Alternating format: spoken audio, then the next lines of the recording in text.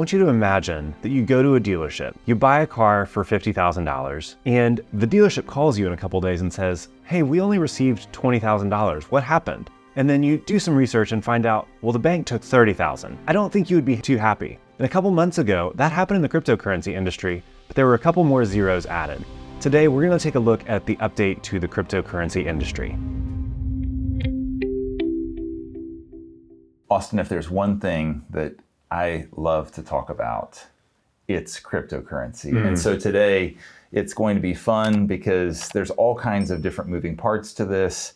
Cryptocurrency is the wild, wild west of the financial world. And so we get to dive in a little bit today. Where have we been? Where are we headed? What's going on? And what do we think about all that's happening? So help us enter this. Yeah, so I'll just do some quick overview real fast to just remind everybody, we are cryptocurrency critics. We will say that on the front end. So if you are here to find your validation for why cryptocurrency is a great investment, you're not at the right place. So all that to be said, if we'll take a step back, cryptocurrency is a way to buy a digital asset that essentially you have a whole bunch of computers guessing a whole bunch of numbers, and then your investment is those guessed numbers. So let's just put that on the table. Cryptocurrency is guessed numbers that are stored on a computer. Okay, there is no intrinsic value. And like you were saying, it is the Wild West. There's crazy stuff going on all the time. So that introduction, here's what actually happened. In November 2023, a Bitcoiner sent about 139 Bitcoin, which at the time was roughly valued about $5 million. So if I am transferring you $5 million, you expect there's going to be some friction. There's going to be some transaction fee. Typically within Bitcoin, it's about 3%. Not this time. So I'm thinking it should be about $150,000. Yeah. What was it? It was about $3 million. Oh, ouch. And this is the reality of Bitcoin. The transaction fees are super volatile. And so you think you're receiving 5 million, essentially. You receive 2 million. Oh. How do you feel? Not good. Not good. Not good. Not good. So what has been promised in this world of it's frictionless? There is ease of moving funds from country to country. Yes, those things in theory are true, but when you have a volatile asset whose price can move on a minute-to-minute basis by 20 to 30%, and you have transaction fees that can change from 3% to 30%, just like that, well, it's just hard to then really get excited about this. So the other things that have been happening recently are Bitcoin spot ETFs. This has been all over the news lately. On January 11th, the Securities and Exchange Commission decided that Bitcoin spot ETFs would be allowed to be traded. We'll dive into that. But just days before the announcement, someone hacked into the SEC's Twitter, formerly Twitter account, and said that it was going to be approved. And it caused a $90 million spike in the price of Bitcoin. Just in terms of investors losing $90 million based on trading because they think that the SEC has approved it, but it was just because their Twitter account got hacked. And I'm pretty sure I know who front ran that trade. The guy who hacked the Twitter account. So he probably bought a lot and then made the announcement and then sold it off. Yeah. So all kinds of goodness. All kinds of goodness. And the last big headline that we'll touch on is this idea of the utilization of resources. Again, Bitcoin is produced by a whole bunch of computers guessing a whole bunch of numbers. And so when computers need a lot of power to guess a lot of numbers, then you're going to use a lot of electricity. In 2023, it was estimated that 591 billion gallons of water was used to mine Bitcoin, to guess the numbers. That is roughly the equivalent to the water consumption of Washington, D.C. And so again, with some companies are going to use resources, but they're also going to be using resources to produce goods and services that are bought and sold in a market. They're not being used just to power random number generators, random number guessers. So the logic behind Bitcoin and other cryptocurrencies is often the line goes up, you're going to make a lot of money, therefore put the money in. But when you take steps back and really start asking the questions of what's behind the line going up, what's behind these other things, then there's a whole lot more red flags that come into play. And then just over the last couple of years since we did our first cryptocurrency deep dive, we had 2022, the Bitcoin winter. We had the downfall of FTX and Binance and their CEOs both going to prison. The Binance CEO is just sentenced to 4 months in prison for some of his scams. So just the reality is there's a whole lot of bad actors here. And finally, if you love bad news, the Deputy of the Security of the US Treasury recently said this: the Democratic People's Republic of Korea, aka North Korea, which through numerous complex state-sponsored cyber heists is able to acquire, launder, and store illicit revenue. It relies largely on anonymity-enhancing technologies like mixers to hide the source of its funds. And it leverages over-the-counter digital assets, cryptocurrencies, traders to acquire fiat currency. So they get crypto, they trade it for fiat currency. In addition, we've seen Russia increasingly turning to alternative payment mechanisms, including the stablecoin Tether, to try to circumvent our sanctions and continue to finance its war machine. And so bad actors around the world realize they can leverage these digital assets. They don't turn them into their fiat currency. What they do is they'll change it into the fiat currency of where the exchange is held. So let's say their exchange is in Kazakhstan and they want to buy something from Kazakhstan. Well, they turn it to the Kazakh fiat currency and then use that to buy whatever they're looking for in Kazakhstan rather than trying to change it to the Russian ruble or something like that. And so they're finding ways to mix these cryptocurrencies. So and we've talked about this before, but as the value of Bitcoin, Ethereum, any of these other things go up, then essentially the amount of money that Russia or North Korea has to invest in their war or nuclear armament, that goes up as well. And so we cannot divorce this. When the US dollar goes up, we can say you cannot send US dollars to Russia or North Korea. You can't stop that when it comes to cryptocurrency. So let's take a step back. What have we seen in that progression over the last couple of years? Yeah. So 2021, Bitcoin starts around $30,000, reaches an all-time high of 65,000, then drops again back to 30,000 before rebounding to 60,000. So really, just in 2021 alone, we're seeing these massive spikes of Bitcoin. And just the price of the asset there falls to about 50,000 by the end of the year. Why this is important is a lot of the investment in Bitcoin is held by a very few amount of parties. And so early investors, they're just going to ride it because they may have bought a whole bunch for $1 in 2007, 2008, 2009, 10, when it was valued at very little. And so for them, these price spikes, it doesn't matter. But what often happens is retail investors think they're seeing the line go up and they're thinking this is a great time to get in. And then it crashes, and then it goes up and crashes. And there's often these massive drawdowns of 30, 50, 70% that just add a whole lot of volatility. In 2022, we saw US stocks were down 19%. The bond market was down 13%. And in February, in March, we're seeing crypto ads everywhere. You think about the Super Bowl in 2022, it felt like every other ad was a crypto ad. We're seeing celebrities endorsing crypto. The fall of FTX and Michael Lewis's book therein, he outlines all the amount of money that FTX was pouring into these celebrities to essentially say, go buy on FTX. Right. And so they're trying to pump it up because they know that they can make money off of this. Well, then crypto just goes into this tailspin and downfall. And by the end of the year, Bitcoin was only worth about $16,500 per coin, which again, it's still a significant amount of dollars per coin. But if you've gone from 60,000 to 16, that's a tremendous a drop. And especially if, like, you look at some of the letters that were sent in the trial for Sam Bankman-Fried, and it's these people that have invested their life savings and they've lost it all. Right. And so it's real people that are getting hurt by some of this market manipulation. And the early investors that are saying, get in, this is a great thing to do to invest in, they've made a ton of money. But it's these late actors that are getting, late investors that get in that really get hurt. Well, and we've got two separate things here. One is we've got the price drop. So if you invested at 60,000, it goes to 16,000.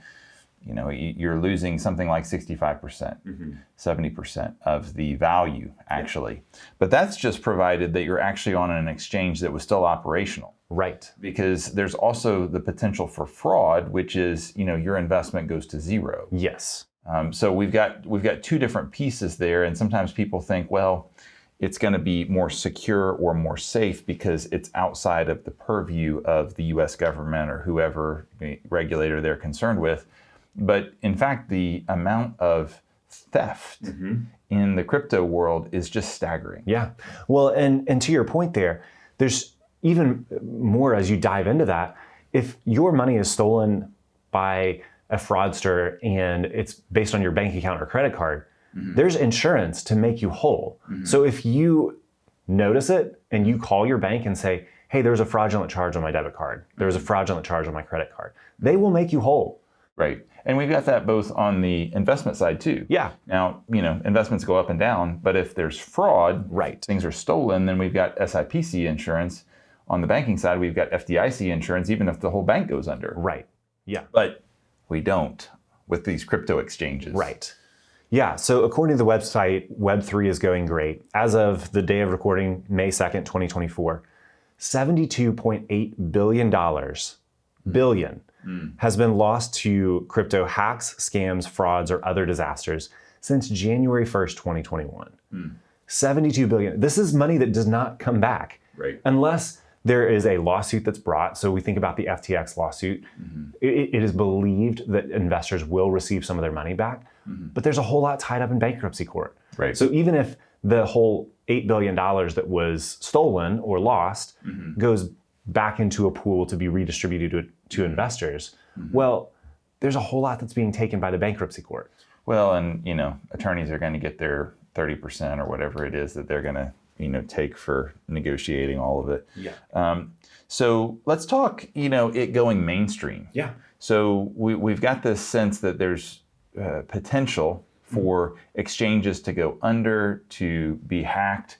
What about with the launch of these exchange traded funds that look at the spot price of Bitcoin or try to allow investors kind of a seamless path? Yeah. Do we have any kind of assurance that if investors make investments in these types of funds, that they'll actually be fully protected? No.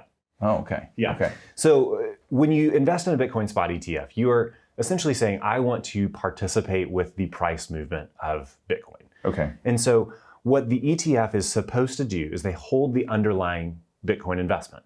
And so you put the money into Fidelity or ARK or any of these other trusts or any of these other ETFs. And what they do is they then go to Coinbase or Fidelity Digital or some other digital currency custodian and buy the underlying Bitcoin assets.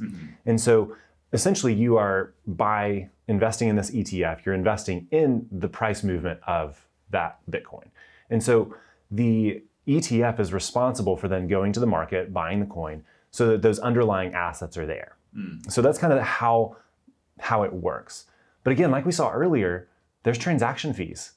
And so your transaction fees could be 3% one day, 30% the next, 60% the day after that, back to 3, back to 2. So there's an underlying expense here to buying and selling in those ETFs. And so that's why there are fund expenses there, because you have to have people buying and selling, redeeming. The other thing with this is if you look in some of the filings, you look in the actual prospectuses. In Fidelity's, they say it may be illegal now or in the future to acquire, hold, sell, or use digital assets in one or more countries. That's one of the risks. Another one of the risks, the private security key could be lost. If you lose the key to the Bitcoin, you lose the Bitcoin. And so they're saying the trust could lose some or all of its Bitcoin holdings, which could adversely impact an investment in the shares of the trust. This is in the prospectus. Wow. They're saying there is no insurance. Bitcoin is not subject to the protections or insurance provided by the Federal Deposit Insurance Corporation or the Securities Investor Protection Corporation. Any insurance coverage obtained by or for the custodian is solely for the benefit of the custodian and does not guarantee or insure the trust in any way. There is no third-party insurance held on behalf of the Bitcoin accounts. This comes directly from the Fidelity prospectus.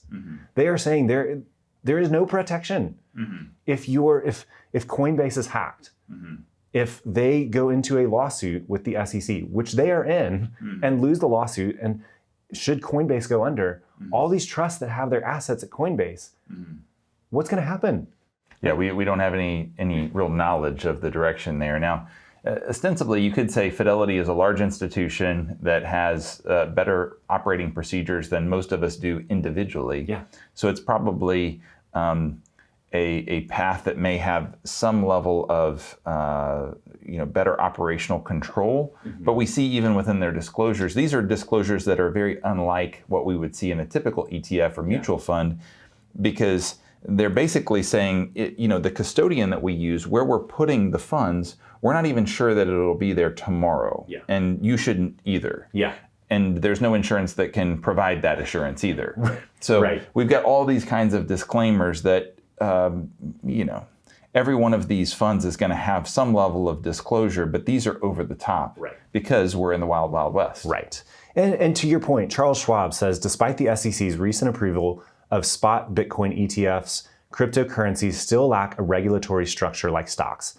Nothing exists yet to backstop investors like the FDIC does for US bank customers. That means investors are entirely responsible for the security of any cryptocurrency holdings. Even though they're entirely responsible for them, but they have no potential to influence that when they put their money in one of these holdings that's away from them. Now, again, might still be a better path if they want to make that investment, but still challenges there. And again, we come back to this as one of our challenges with Bitcoin is it has no fundamental value. It is numbers guessed by a computer. You can say, oh yeah, but there is insecurity with the Federal Reserve. The US is running a tremendous deficit, a tremendous trade deficit. We've got a ton of debt. Bitcoin is going to be the future. Or if the world falls apart and we go back to the Stone Ages, then I'll still have money in crypto. If you don't have access to computers and the internet is gone, so is your money. Right. Yeah, and so then we go back and say, well, if you wanted something that has intrinsic or just agreed upon value, then you might need physical gold or something like that. But at the end of the day, then our skepticism would say, we probably need foodstuffs, ammunition, these kinds of crazy things in an end of the world type of scenario that none of us really wants to contemplate. Right. And so the last thing I'll touch on here with these spot ETFs is really you need to do your due diligence to look into what does adding Bitcoin do into the volatility of your portfolio. So Morningstar has a great article. We'll link it in the description for this video. But in a 60-40 portfolio of just stocks and bonds, what you would normally think is, well, volatility is going to be roughly 60% in stocks and 40% in bonds. But that's not the case, because stocks are going to take you on a bigger ride for volatility's sake than bonds do. By and large, obviously 2022 is a very different experience, but by and large, bonds are slow and steady as she goes. There's not a lot of volatility. So in a 60-40 portfolio, Morningstar estimates that roughly 85% of the volatility for that portfolio is due to equities.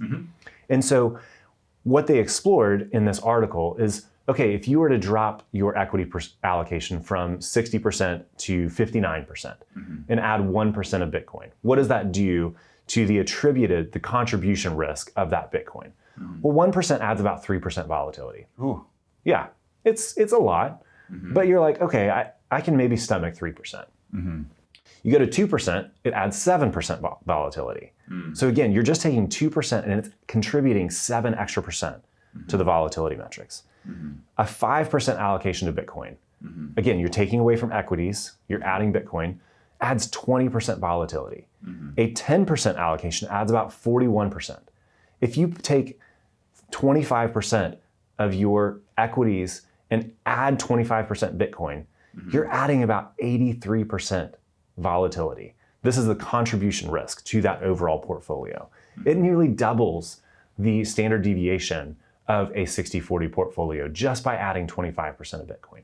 So we can't look at this and say, oh, I can just do a little and it's not gonna do a whole lot to my portfolio. No, it's gonna add a significant amount of up and down that I think investors, if you really wanna go this path, you have to recognize that it's going to make that ride a whole lot more choppy.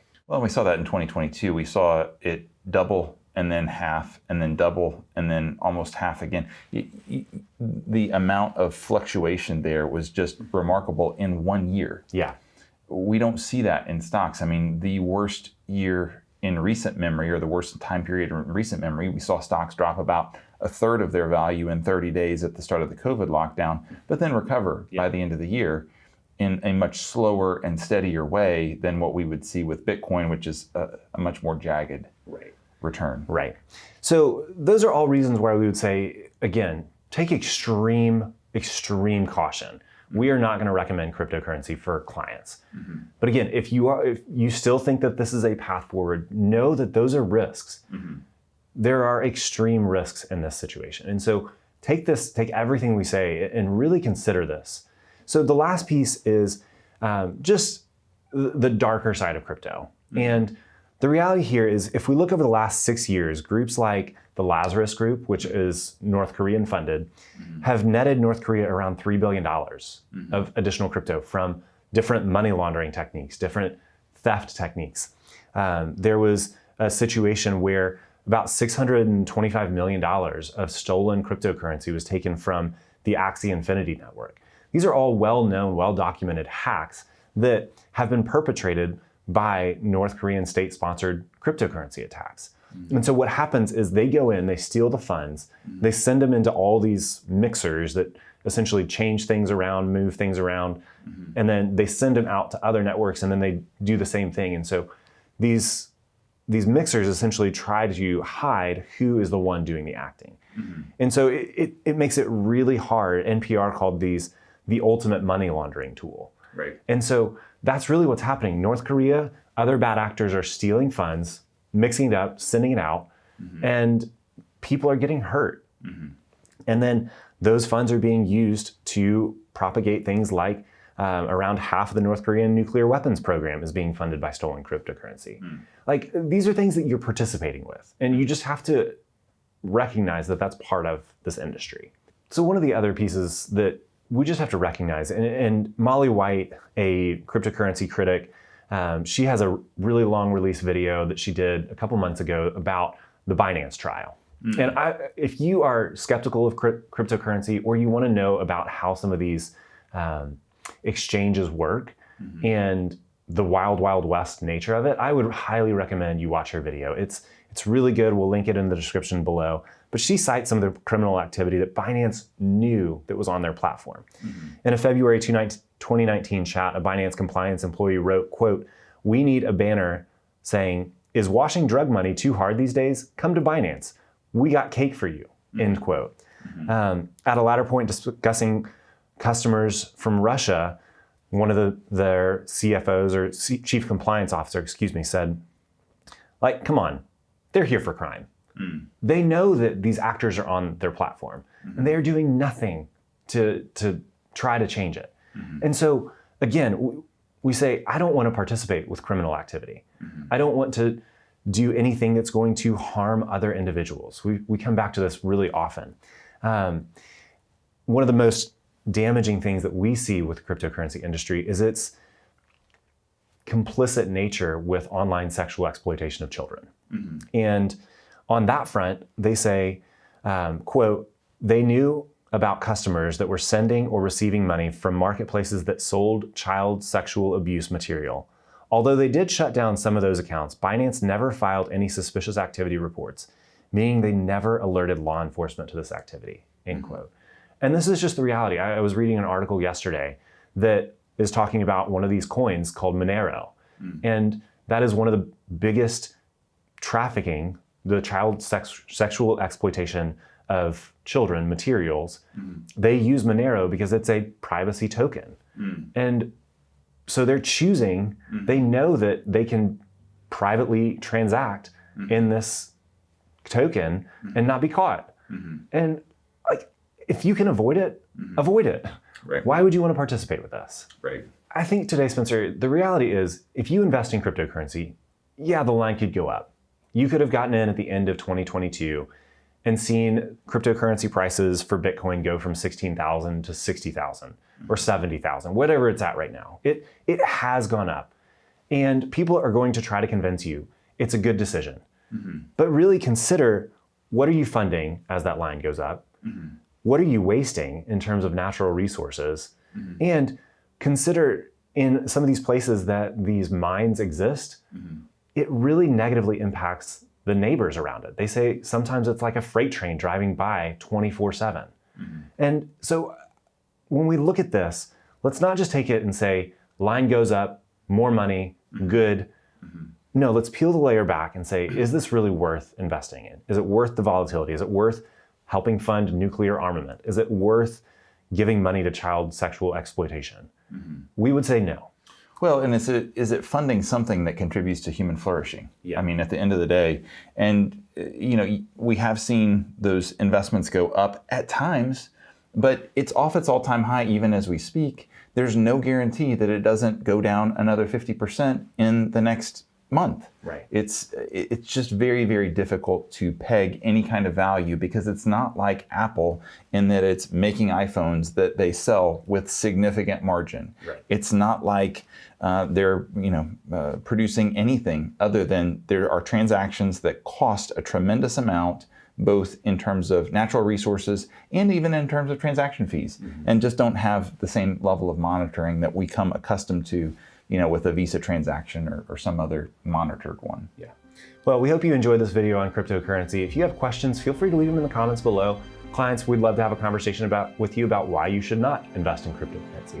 With that, take care. If you like these financial planning videos, please share it with a friend. And if you have questions, go to our website at seriousretirement.com. This content was provided by Retirement Planning Services. We are located in Knoxville, Tennessee. You can visit our website at seriousretirement.com. The information in this recording is intended for general educational and informational purposes only, and should not be construed as investment advisory, financial planning, legal, tax, or other professional advice based on your specific situation. Please consult with your professional advisor before taking any action based on its contents. Advisory services offered through Retirement Planning Services, LLC.